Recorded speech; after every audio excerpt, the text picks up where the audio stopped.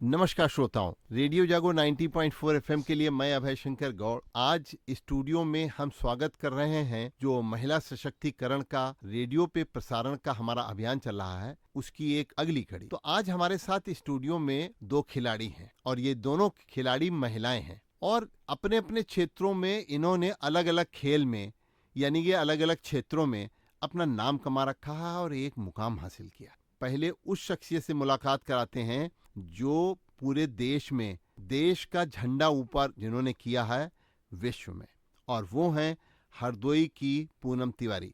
Poonam Tiwari ji weight lifting की वर्तमान में अंतर्राष्ट्रीय कोच हैं और इन्होंने एशियन पावर लिफ्टिंग चैंपियनशिप में काफ़ी मुकाम हासिल किए। और उसके अलावा आपको बताएं, सबसे बड़ी बात है कि भारत ओलंपिक संगठन जो है, जिसकी आजकल पीटी उषा जी अध्यक्ष हैं देश की, उसमें वोट देने का अधिकार सिर्फ 2 महिलाओं को मिला था और उसमें एक पूनम तिवारी जी भी हैं जिनके वोट से वो संगठन में आज अध्यक्ष बनाई गई। इसी के साथ आप राष्ट्रीय चैंपियनशिप तो कई बार है हमारे पास, उसकी अगर लिस्ट है तो 10 बार जो हैं आप national federation cup power lifting championship में आप प्रतिभाग कर चुकी हैं। और इसी के साथ international Asian power lifting championship ये आपने 2012 में हासिल किया है। Junior national power lifting championship में भी आपने मुकाम हासिल किया है। और आपको खास बात ये बता दें कि इन्होंने वेट लिफ्टिंग में जो ये सब मुकाम हासिल किया, उसके अलावा आज स्पोर्ट्स के मामले में इनको अंतर्राष्ट्रीय स्तर पर एक कोच की शख्सियत के रूप में आमंत्रित भी किया जाता है। तो आइए दूसरी शख्सियत की बात करते हैं। दूसरी हमारे साथ में है नीतू चंद्रा जी। नीतू चंद्रा जी यहाँ पे एडवोकेट हैं और ये हमारे हरदोई बार एसोसिएशन में 2 बार पदाधिकारी रह चुकी हैं और 2011 से विधि व्यवसाय में पूरी तरीके से समर्पित हैं। वर्तमान समय में ये विधिक साक्षरता में काउंसलर हैं और महिलाओं को उनके अधिकारों के प्रति जागृत करने के साथ साथ उनके मामलों को निशुल्क प्लीड भी करती हैं। तो आइए दोनों का स्वागत है। और इसी के साथ सबसे पहले हम बात करते हैं स्ट्रॉन्ग वुमेन ऑफ इंडिया की, जिसने पूरे देश में एक परचम फैलाया है और भारत का झंडा हमेशा विश्व में भी ऊंचा किया है, पूनम तिवारी जी। पूनम तिवारी जी, आप वेट लिफ्टिंग करती हैं। आज के जमाने में अगर हम कहें पुरुषों को भी वेट लिफ्टिंग करने में दिक्कत आने लग गई है, इस तरीके से खान पान हो गया है, तो आपने एक महिला होते हुए जब बचपन में आपने वेट लिफ्टिंग शुरू करी थी, तो किसने आपको सबसे ज्यादा प्रेरित हुआ था और फिर आपने इसको अपने जीवन का ध्येय कैसे बना लिया? मैं जब गंगा देवी स्कूल में पढ़ती थी तो हॉकी खेलती थी और हॉकी खेलते खेलते फिर स्टेडियम में जब हमें अच्छा लगा, एक दिन वेट लिफ्टिंग कुछ बच्चे कर रहे थे तो हमारे यहाँ पे एक अधिकारी आए हुए थे, तो आरआर कॉलेज में कह रहे थे कि तुम लोग वेट लिफ्टिंग करो और वेट लिफ्टिंग में महिलाओं का बड़ा स्कोप है। तो हम लोग ये ले सर वेट लिफ्टिंग क्या होता है? तो बोले वेट लिफ्टिंग ये है इस तरीके से वजन उठाना, जो सबसे ज़्यादा वजन उठाता है वो विजेता होता है। महिलाएं इस क्षेत्र में उस समय बहुत कम थीं। तो मैंने कहा ठीक है। फिर सर ने वो मुझे हम लोगों को स्टेडियम में बुलाया और हम लोग को वहीं से प्रशिक्षण देना शुरू करा। आज हम लोग उस क्षेत्र में अपना नाम भी कमाया और अपना और भी अन्य महिलाओं को भी प्रेरित करने का कार्य किया। तो आज जो बच्चियां हैं उनको वेट लिफ्टिंग सिखा रही हैं, तो आप में क्या ऐसी चीज अब देख करके बच्चे आपके पास आते हैं, आप कैसे उनको प्रेरित करती हैं? क्योंकि वेट लिफ्टिंग कोई आसान काम नहीं है। और कैसे आप उनको अंतर्राष्ट्रीय और राष्ट्रीय स्तर तक जो चैंपियनशिप होती हैं उसमें प्रतिभाग करने के लिए, भाग लेने के लिए प्रेरित करती हैं? हमको याद है कई साल पहले, आज से लगभग 10-11 साल पहले, नेशनल स्ट्रेंथ लिफ्टिंग चैंपियनशिप का आयोजन किया था और उस नेशनल स्ट्रेंथ चैंपियनशिप जो हुई थी उसमें आप चूंकि राष्ट्रीय पदाधिकारी थी, इस नाते आपने खुद ही सारा ऑर्गेनाइज किया। एक खिलाड़ी होने के साथ साथ आप में एक संगठनात्मक क्षमता जो विकसित है, उसके बारे में बताइए कि किस तरीके से आज जो बच्चियां हैं उनको प्रेरित किया जा सकता है कि दुनिया में कोई भी मुकाम हासिल करना कोई मुश्किल बात नहीं हुआ करती। वेट लिफ्टिंग के साथ साथ जब पावर लिफ्टिंग और स्ट्रेंथ लिफ्टिंग को भी हमने प्रमोट किया, जैसा आपने बताया कि वेट लिफ्टिंग बड़ी कठिन विधा है, जिसके करने के लिए हमें बहुत सारे उपकरण की आवश्यकता होती है और इसका सतत अभ्यास करना पड़ता है और अभ्यास भी कुशल कोच के अंडर में करना पड़ता है। वेट लिफ्टिंग में जब हमारे यहाँ कर्णम मालेश्वरी जी ने मेडल दिया, उन्होंने महिलाओं को बहुत प्रेरित किया, जो हमें आसानी रही महिलाओं को समझाने में। मीराबाई चानू जी ने भी अभी बहुत अच्छा परफॉर्मेंस दिया। बहुत सारी सनम आचा चानू हैं और पुरानी बहुत सारी महिलाएं हैं हमारे यहाँ सीआईएसएफ में। तो जब क्या होता था, हम लोग गेम इसलिए करते थे कि हम लोग को जॉब मिलेगी या हम लोग कोई नौकरी कर लेंगे तो इससे हमारा परिवार का और हमारा लोगों का होगा। लेकिन जैसा आज का क्षेत्र खेल का और पहले क्षेत्र खेल का इतना नहीं था जितना आज विकसित है।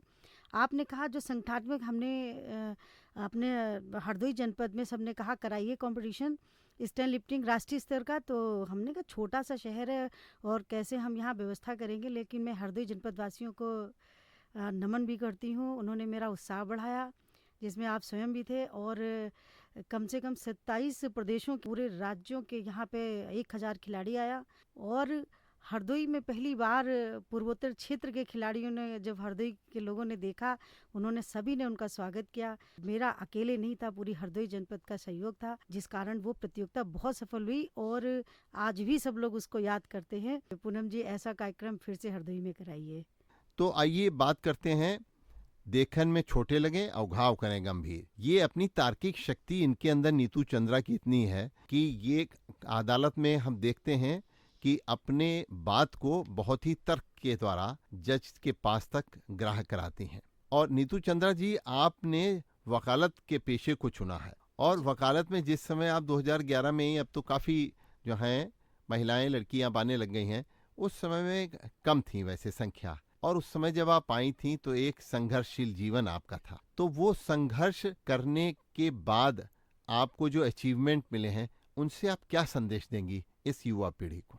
उस संघर्ष को मैं जीने के बाद मैं इस तथ्य पर पहुंची कि महिलाओं का जीवन बहुत संघर्ष में होता है और वकीलों में, वकील की वकालत के पेशे में ज़्यादा ही संघर्ष करना पड़ता है महिलाओं को। और सब तो ये बताइए कि पेशे को आपने इसी को क्यों चुना, अन्य कोई काम क्यों नहीं किया? मैंने इस पेशे को इसलिए चुना कि महिलाओं के आए दिन घरेलू हिंसा, प्रताड़ना, परिवार में, पड़ोस में सब प्रताड़ित करते रहते हैं। ज़्यादातर समस्याएं अपनी पारिवारिक में ही होती हैं। उन समस्याओं को मैं देख देख के परेशान हो गई थी कि मैं इन महिलाओं के लिए मैं कुछ कर सकूं, इनके लिए मैं प्रेरणा स्रोत बनूं। इसलिए मैंने वकालत का पेशा चुना। सबसे ज़्यादा आपको महिलाओं की कौन सी समस्याएं कानून से संबंधित आपको देखने को मिलती हैं जो आपके पास तक आती हैं? सबसे बड़ी समस्या है ससुराल पक्ष से। ससुराल पक्ष में जब बहन या बेटी जब हमारी शादी करके जब जाती है तो थोड़े दिन तो उसको अच्छा रखा जाता है। उसके मायके पर से जो भी उनको जो मिलता है दान दहेज, उन थोड़े दिन तो सही रखते हैं। उसके बाद उनको प्रताड़ित करने लगते हैं कि आपके घर से ये नहीं मिला, आपके घर से वो नहीं मिला। उनको खाना पीना भी बंद कर दिया जाता है, तरह तरह का से प्रताड़ित किया जाता है। इसलिए मैं इस क्षेत्र में आई। तो यानी कि आपने जो बताया ये तो एक सामाजिक समस्या है, क्योंकि ये समाज की मानसिकता को बदलने का काम है। तो आप वकील होने के साथ साथ सामाजिक भूमिका में भी हम देख रहे हैं कई हैं। हमारे बार एसोसिएशन की आप पदाधिकारी भी कई बार रही हैं, तो बार एसोसिएशन की पदाधिकारी सामाजिक क्षेत्र मानते हैं हम उसको। तो कैसे आज जागरूकता महिलाओं में लाई जा सकती है कि उनके अंदर जो शक्ति है उसको जागृत करने की अभी आवश्यकता है, समाज को बदलने की भी आवश्यकता है कि ये प्रताड़ना का समाज अब नहीं चलेगा, अब कानून का राज चलेगा। और जो सरकार लगातार महिलाओं को हर क्षेत्र में आगे आने के अवसर प्रदान कर रही है, उससे कैसे महिलाएं लाभ दे सकती? जो भी सरकार हमें महिलाओं के प्रति नारी शक्ति का जो अभियान मतलब जो चला रहे हैं, तो हमको गांव-गांव में जो महिलाएं अशिक्षित हैं, कम पढ़ी लिखी हैं, उनको हमको प्रेरणा स्रोत देना चाहिए कि मैं गांव-गांव जाकर विधिक प्राधिकरण के द्वारा सबके साथ जाकर उन कानूनों के बारे में बताना चाहिए कि महिलाएं प्रताड़ित नहीं हो सकती, अपने कानूनों को पहचाने, अपने अधिकारों को जाने। हमको उनको प्रशिक्षण करना चाहिए। जैसा कि हमने अभी आपसे पूछा कि आपने इस व्यवसाय में महिलाएं आपके पास अपनी समस्या लेकर के आ रही हैं, उसमें आपको सबसे ज़्यादा समस्याएं पारिवारिक हैं अधिकतर, और आर्थिक क्षेत्र में महिलाएं जो हैं वो कैसे तरक्की कर सकती हैं? जो महिलाओं के पास आर्थिक स्थिति नहीं हो पाती है, तो मैं उनको पैनल अधिवक्ता के अनुसार निःशुल्क में राय देकर उनकी कानूनी कार्रवाई कराती हूँ, उनकी समस्याओं को हल कराती हूँ और जहाँ जहाँ आवश्यकता पड़ती है उनके लिए खड़ी रहती हूँ। पूनम जी, आज समाज जो है अर्थ प्रेरित समाज हो गया, यानी कि पैसे के पीछे पूरे सब भाग रहे हैं। आप क्या कहेंगी कि किस तरीके से महिलाओं को अपने समाज में अपना स्थान प्राप्त करने के लिए अर्थ के साथ साथ समाज को साथ लेकर के चलने का भी दायित्व निभाना है? बहुत अच्छा आपने कहा कि आजकल महिलाओं पर कितने अत्याचार अपराध हो रहे हैं। हमने जो महिलाओं को एक प्रगतिशील महिला माना है वो तो ठीक है, लेकिन कहीं ना कहीं ये हमारी महिलाओं को बहुत नुकसान पहुंचाया। हम पुरानी परंपराओं को अगर पहचाने तो हम आर्थिक रूप से भी मजबूत थे, सामाजिक रूप से मजबूत थे। और आज क्या दशा हो रही है, क्योंकि हमारी सोच में इतना बड़ा परिवर्तन आ गया है। हम महिलाओं को केवल भोग्य समझ रहे हैं, और कहीं कहीं हमारी महिलाओं का भी है। तो हमें अपनी आर्थिक स्थिति के साथ साथ सामाजिक मूल्यों को भी पहचाने, हमें अपने रिश्तों को भी पहचाने। आज जैसे हमारा नवरात्रि का त्यौहार चल रहा है, हम महिलाओं को पूज रहे हैं, सब कुछ कर, लेकिन जब हमारे महिलाओं के प्रति सम्मान ही नहीं है तो इस पूजनी का क्या मतलब होता है। तो ये हमारे जो समाज था, हमारा जो भारतीय समाज था, वो महिलाओं को इसलिए ये होता था कि सब महिलाओं को इज्जत से देखा जाए, उनको सम्मान दिया जाए, उनको आर्थिक रूप से भी दिया जाए और उनको सशक्त बनाने के कारण। तो तभी ये नवरात्रि का महोत्सव हम लोग मनाते थे। ये संदेश देता था कि महिलाएं, अगर महिला ही है सब कुछ है, और हमें ये कुसंगति से दूर रहना है। सारी चीज़ों को जब हम अपने युवा लोगों को इन बुराइयों से दूर रखेंगे और इन महोत्सव को महिलाओं से ही जोड़कर मनाएं, कन्या से ही जोड़कर मनाएं, तो हम शायद ये कन्या अपराध और ये इस तरीके के लैंगिक अपराधों को हम रोक सकते हैं। बहुत अच्छी आपने बात करी। और देखिए, रेडियो जागो 90.4 FM भी जैसे आपने कहा है कि मूल्यों का ह्रास जो हो रहा है, समाज में महिलाओं के प्रति जो नजरिया लोगों का है उसको बदलने के लिए ही इस तरीके का प्रयास रेडियो जागो 90.4 FM द्वारा भी किया जा रहा है कि हम इन 9 दिनों, जो 9 दुर्गा के ये 9 दिन जो हैं पूजनीय दिन हैं, हमारा उद्देश्य यही है कि महिलाओं के प्रति लोगों का नजरिया बदले। महिला सशक्तिकरण नजरिए से होगा, कोई रुपए पैसे से नहीं होगा। और उसको बदलने में समाज की क्या भूमिका रहनी चाहिए, इसको लेकर के रेडियो जागो 90.4 FM हर दिन एक नई महिला शख्सियत से हम अपने श्रोताओं की मुलाकात कराते हैं। और इस बहाने हम उनको ये बताते हैं कि महिलाएं आज हर क्षेत्र में आगे आ रही हैं। आज आपने देखा खेल के क्षेत्र में अंतर्राष्ट्रीय स्तर तक मुकाम हासिल किया, और आपने देखा कि अब महिलाएं वकालत के क्षेत्र में भी आगे आकर के अपने तर्कों से अपने जो क्लाइंट हैं उनको जीत हासिल करा रही हैं, उनके लिए उनको सहयोग प्रदान कर रही हैं। तो हमारे साथ आज अंतर्राष्ट्रीय खिलाड़ी पूनम तिवारी जी और हमारी अधिवक्ता नीतू चंद्रा जी, आप दोनों को बहुत बहुत धन्यवाद कि आज आप रेडियो जागो में आपने समय दिया और हमारे साथ अपने विचार साझा किए। Thank you.